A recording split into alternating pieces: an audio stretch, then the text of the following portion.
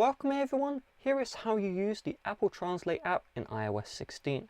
So opening up the app, you can select the language you would like to translate from and the language you would like to translate to. If you tap on the arrow here, you can change it for both. Do keep in mind, not every language in the world is available. You can also see your last translation here. If you do tap on your last translation with the language, it will select that language as default. If you tap on enter text, you can select which input you would like to add. Okay, so I just tap on this here, enter in the text. If you change the language here, that will switch between the languages. So when I enter text here, it will go to French. I tap on French. When I enter text here, it will go to English. Okay. On top of this, you have the triple dots, and this allows you to either play translations once they are done and detect the language. Detect language is useful for when you use the microphone here, so you can speak and it will detect whatever language.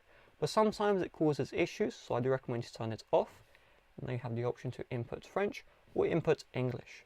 So let's do an example here. So, nous avions bonbon, oui oui, j'étais jeune, les regarde, like you can you can see my French is a little bit lacking, but it's going to put that all in and then it will give you the output because I did have play translations. It will play. You can also tap on the play to manually play.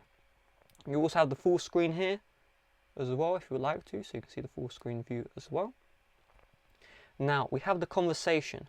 So what this does is you have the option for detect language. You probably want to use this one here.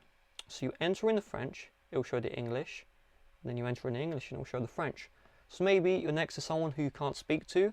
Let's say I'm French, the other person's English. Bonjour aujourd'hui.